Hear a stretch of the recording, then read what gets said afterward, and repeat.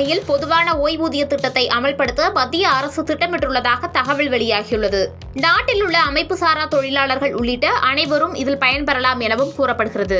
ஏற்கனவே உள்ள ஓய்வூதிய திட்டங்களை ஒரே கட்டமைப்பின் கீழ் கொண்டுவரும் நோக்கத்தில் யுனிவர்சல் பென்ஷன் ஸ்கீம் திட்டத்தை கொண்டுவர மத்திய அரசு முடிவெடுத்துள்ளது.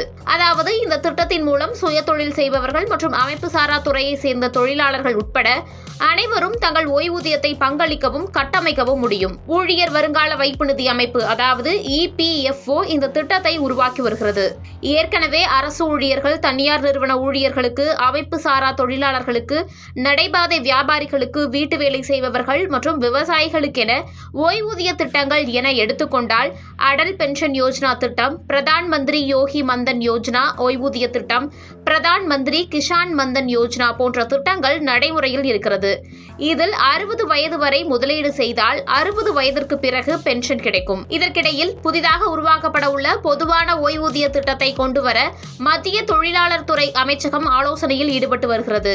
இந்த புதிய திட்டத்தில் மாத சம்பளம் பெறுவோர், சுய தொழில் செய்வோர் என அனைத்து தரப்பினரும் பயன்பெறும் வகையில் அமையும்.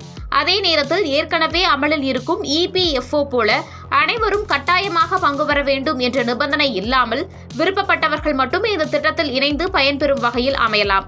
இந்த திட்டத்தில் அரசு தரப்பில் இருந்து எந்த பங்களிப்பும் கொடுக்கப்படாது என்பதும் கவனிக்கத்தக்க விஷயமாக பார்க்கப்படுகிறது. மத்திய தொழிலாளர் துறை அமைச்சகம் இதுகுறித்தான விஷயங்களை பரிசீலித்து வரும் நிலையில் முடிவுகள் விரைவில் தெரிவிக்கப்படும் எனவும் எதிர்பார்க்கப்படுகிறது.